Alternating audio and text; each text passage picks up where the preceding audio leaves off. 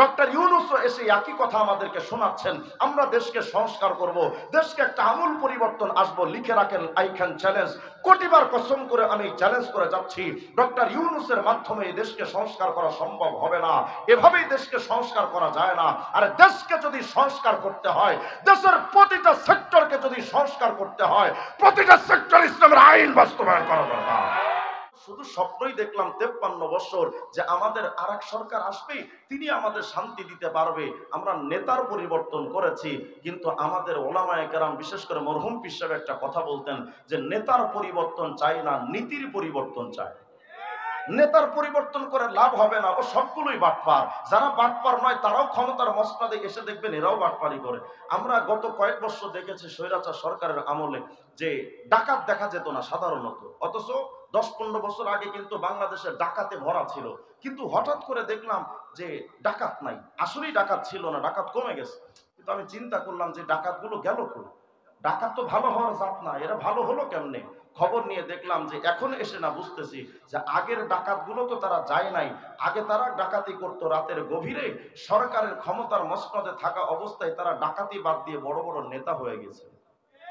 এখন ওই সরকার যখন ক্ষমতায় নাই, ওই ডাকাতরা আবার নিজের জায়গায় ফিরে এসে আবার ডাকাতি করা শুরু করছে, আবার ডাকাতি বেড়ে গেছে। বোঝাতে চাচ্ছি এভাবে সমাজ পরিবর্তন হয় না। সমাজ পরিবর্তনের জন্য নেতার পরিবর্তন চলবে না, নীতির পরিবর্তন দরকার। মানব প্রচিত তন্ত্র মন্ত্রকে দাফন করে লেনিন, কালমাস, মাওসেতুং, আব্রাহাম লিঙ্কনদের তন্ত্র দিয়া, জিয়া এরশাদ আর মুজিবের আদর্শ দিয়া এই সমাজ 53 বছর পরিবর্তন হয়নি, হচ্ছে না, হবেও না। ডক্টর ইউনূসও এসে একই কথা আমাদেরকে শোনাচ্ছেন, আমরা দেশকে সংস্কার করব, দেশকে একটা আমূল পরিবর্তন আসবো। লিখে রাখেন, আই ক্যান চ্যালেঞ্জ। কোটিবার কসম করে আমি চ্যালেঞ্জ করে যাচ্ছি, ডক্টর ইউনূসের মাধ্যমে এই দেশকে সংস্কার করা সম্ভব হবে না। এভাবেই দেশকে সংস্কার করা যায় না। আর দেশকে যদি সংস্কার করতে হয়, দেশের প্রতিটা সেক্টরকে যদি সংস্কার করতে হয়, প্রতিটা সেক্টর ইসলামের আইন বাস্তবায়ন করা দরকার। ইসলামের আইন ছাড়া কোনোদিন পরিবর্তন সম্ভব না। কিন্তু আমরা মনে করি কি জানেন, আরে এই ইসলাম দিয়ে কি হবে, এই মোল্লাদের দিয়ে কি হবে? আল্লাহর আয়াতের কথা শুনেন। আল্লাহ বলেছেন, আমি যে কথাগুলো বলছি এটা আমার বানানো কথা নয়। কোরআনে কারীমের মধ্যে আল্লাহ পাক বলেছেন, ওয়ামান আ'রাদা আন যিকরি ফাইন্না লাহু মাঈশাতান যানকা। যিকরুন মানে শুধু যিকরুল্লাহ, আল্লাহ আল্লাহ জিকির করা নয়। তাফসীরের কিতাব খোলেন, জিকিরের অনেক অর্থ আছে, তার মধ্যে একটা হলো আওয়ামিরুল্লাহি ওয়া নাওয়াহিহি, আল্লাহ পাকের বিধিবিধান। এগুলোকে যদি ফলো কেউ না করে, আল্লাহ বলছেন, ওয়ামান আ'রাদা আন যিকরি, আমার আইনকে যদি তুমি ব্যক্তি জীবনে বাদ দাও, তোমার ব্যক্তি জীবন অনেক সম্পদশালী হবে তুমি ঠিক, কিন্তু তোমার সম্পদে বরকত থাকবে না, তোমার জীবনটা শান্তিময় হবে না। একটা অশান্ত জীবন আমি তোমাকে দিব যদি আমার কোরআনের আইন না মানো। আল্লাহ বলছেন এটা আমার কথা নয়। তোমার পরিবার যদি ইসলামের আইন অনুযায়ী না চলে, তোমার পরিবার অশান্ত হবে, ভালো সংসার চলবে না। তোমার সমাজ ব্যবস্থায় যদি ইসলাম না থাকে, তোমার সমাজ সুন্দর করে চলবে না। তোমার রাষ্ট্র ব্যবস্থায় যদি ইসলাম না থাকে, আল্লাহ বলছেন ফাইন্না লাহু মাঈশাতান যানকা, তোমার রাষ্ট্র ব্যবস্থা হ্যাঁ সুন্দরভাবে নাম দিবে ডিজিটাল, কিন্তু 53 বছর পরে আইসা দেখবো শুধু সবকিছুতে ভেজাল আর ভেজাল। আজ পর্যন্ত আপনি আমি তো কোনো কিছুইতে শান্তি পাইনি, অথচ তারা আমাদেরকে কি শোনায়, এই মোল্লাদের দ্বারা কি হবে, এই মোল্লারা কিচ্ছু পারবে না, এই মোল্লারা কি রাষ্ট্র চালাতে পারে, এই মোল্লাদের দ্বারা কি রাষ্ট্র চলবে, মোল্লারা কি পারে। তা আমি জানতে চাই, চান্দু, আমরা মোল্লারা তো 53 বছর ক্ষমতায় যাইনি, আমরা হয়তো কিছু পারবো না, এটা তোমাদের বক্তব্য। তা আমি জানতে চাই, মোল্লারা কিছু পারুক বা না পারুক, জানতে চাই তোরা 53 বছর কি ঘোড়ার ঘাস কাটছিস সেটা তো অন্তত দেখা। তোমাদের দ্বারাও তো কিছু হয়নি, শুধু চোর বেড়েছে, ডাকাত বেড়েছে, ধর্ষণ বেড়েছে, দুর্নীতি বেড়েছে। 19 লক্ষ কোটি টাকা দুর্নীতি করে দেশে বিদেশে বেগম পাড়ায় এরা বাড়ি বানিয়েছে। এদের দ্বারা তো সমাজে কিচ্ছু হয়নি। তবে যারা এই কথা বলতে চাও যে মোল্লাদের দ্বারা কি হবে, তো তাকা দেখ তোর বাপ মোল্লাগুলোর দিকে, আফগানিস্তানের তালেবানের দিকে তাকা।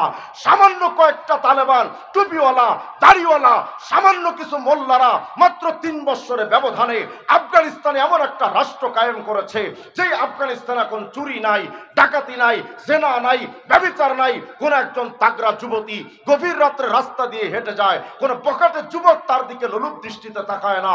কোন একজন মানুষ যদি হাতে লক্ষ লক্ষ ডলার নিয়ে হাঁটে, কোন ডাকাত তার দিকে রক্ত চক্ষু দিয়া তাকায় না। সুতরাং প্রমাণ হয়ে গেছে 53টা বছর বুদ্ধিজীবীদের বুদ্ধি দিয়া তোমার যেই দেশে শান্তি আসেনি, এই বাংলাদেশটাকে যদি শান্তিময় রাষ্ট্র গঠন করতে চাও, তালেবানদের মোল্লাদের মতো তন্ত্র দিয়ে এই রাষ্ট্র পরিচালনা করা দরকার। এছাড়া কোনোদিন শান্তিময় রাষ্ট্র গঠন হবে না।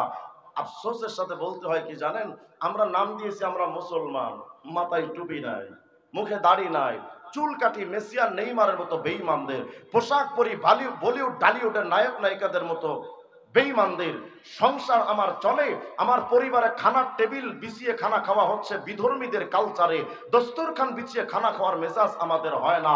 আমাদের বিয়ে শাদী হচ্ছে হিন্দুদের প্রথায়, নবীজির সুন্নাত তরিকা আমাদের বিয়ে শাদী হলো না। ব্যক্তি জীবনে ইসলাম নাই, পারিবারিক জীবনে ইসলাম নাই, সামাজিক জীবনে ইসলাম নাই, রাষ্ট্রীয় জীবনে ইসলামের আইন আমাদের কোনো ক্ষেত্রেই নাই। যদি রাষ্ট্র ইসলাম থাকতো, রাষ্ট্রীয়ভাবে যদি আমরা ইসলাম পালন করতাম, আমার বাংলাদেশে মদের আইন বৈধ হতো না। যদি আমার রাষ্ট্র ব্যবস্থা ইসলাম থাকতো, পতিতালয় বৈধ হতো না, সুদের আইন বৈধ হতো না। বুঝাতে চাচ্ছি, ব্যক্তি জীবনে ইসলাম নাই, পারিবারিক জীবনে ইসলাম নাই, সামাজিক জীবনে ইসলাম নাই, রাষ্ট্রীয় জীবনেও ইসলাম মানে না। অথচ এই কুলাঙ্গারের বাচ্চা যখন মরে, এরা কবরে রাখার সময় বলা হয় বিসমিল্লাহি ওয়া আলা মিল্লাতি রাসূলিল্লাহ, একে রসুলের ধর্মের অনুসারী, ইসলামের অনুসারী হিসেবে একে কবরে রেখে যাচ্ছে ইসলাম ধর্মের ওপরে। অথচ এই চালালের মুখে দাড়ি নাই, মাথায় টুপি দিত না, গায়ে পাঞ্জাবি দিত না, ইসলাম মানত না, এরে রেখে আসতেছি কবরে কি বলে যে একজন ইসলাম ধর্মের অনুসারী হিসেবে কবরে রেখে যাচ্ছি। আল্লাহর সাথে এর চাইতে বড় চিটিং বাজি আর ধোঁকাবাজি আর প্রতারণার কিচ্ছু হতে পারে না। সবচেয়ে বড় ধোঁকাবাজি যেটা আমরা আল্লাহর সাথে করছি। ব্যক্তি জীবনে ইসলাম মানো না। আফসোসের সাথে বলতে হয়, হিন্দুরা হিন্দুত্ব মতবাদ প্রতিষ্ঠা ছাড়া ভিন্ন কোনো চিন্তা করে না, খ্রিস্টানরা খ্রিস্ট মতবাদ প্রতিষ্ঠা ছাড়া ভিন্ন কিছু কল্পনা করে না, ইহুদিবাদরা ইহুদিয়াত প্রতিষ্ঠা ছাড়া ভিন্ন কিছুর কল্পনা করে না, বৌদ্ধরা বুদ্ধদেবের মতবাদ প্রতিষ্ঠা ছাড়া ভিন্ন কোনো কিছুর কল্পনা করে না। হাই আফসোস, মুসলমান হয়ে তুমি বেঈমানদের গণতন্ত্র, সমাজতন্ত্র, জাতীয়তাবাদ প্রতিষ্ঠা, ধর্মনিরপেক্ষ মতবাদ প্রতিষ্ঠার জন্য তুমি প্রচেষ্টা চালাও। এর চাইতে বড় কপাল পোড়া জাতি আর কি হতে পারে যে নিজের ইসলাম ধর্মটাই চিনল না। এরা মনে করে কি জানেন, আরে ইসলাম ধর্ম যদি প্রতিষ্ঠা হয় তাইলে তো মানুষের কপালে সুখ আসবে না। ইসলাম দিয়ে যদি রাষ্ট্র চালায় তো ইসলাম তো 1400 বছর আগে ফিরে যাবে আমার বাংলাদেশ। দেশকে মোল্লারা পিছিয়ে নিতে চায়। দেখবেন কিছু সুশীল বুদ্ধিজীবীরা কয় যে মোল্লারা দেশকে পিছিয়ে নিতে চায়, দেশকে বাড়াতে চায় না, আগাতে চায় না, আধুনিক করতে চায় না। আরে বেটা, দেশটা যদি পিছিয়ে গেলে ধর্ষণ বন্ধ হয়, চুরি ডাকাতি বন্ধ হয়, দুর্নীতি বন্ধ হয়, আমরা দেশকে ইউরোপ আমেরিকার মতো নষ্ট ভ্রষ্ট রাষ্ট্র গঠন করতে চায় না। তোমরা তো দেশকে এগিয়ে নিয়ে কি বানাতে চাও? আমেরিকা, লন্ডন, ভিন্ন দেশের মতো উলঙ্গপনা, বেঈমানদের মতো মদের আড্ডাখানা। যদি এই হয় তোমাদের স্বপ্ন, তাহলে ওই স্বপ্ন ঘুমিয়ে দেখো, জাগ্রত হয়ে স্বপ্ন দেখার সুযোগ নেই। এই বাংলাদেশটা হাফেজ হুজুরের বাংলাদেশ, এই বাংলাদেশটা শাহজালাল ইয়ামানির বাংলাদেশ, এই বাংলাদেশ শাইখুল হাদিস আল্লামা আজিজুল হকের বাংলাদেশ, এই বাংলাদেশ মুফতি আমিনের বাংলাদেশ, এই বাংলাদেশটা ফজলুল করিম রহমতুল্লাহ আলাইহিদের বাংলাদেশ। আমাদের বাংলাদেশে উলামায়ে দেওবন্দের চেতনার বাংলাদেশে বেঈমান গরুর মুখ খাওয়া ইন্ডিয়ার মতিদের দাদাদের অবস্থান, এবং বাংলাদেশে লাল কুত্তার আমেরিকার কোন আদর্শ বাস্তবায়ন হতে দেওয়া যাবে না।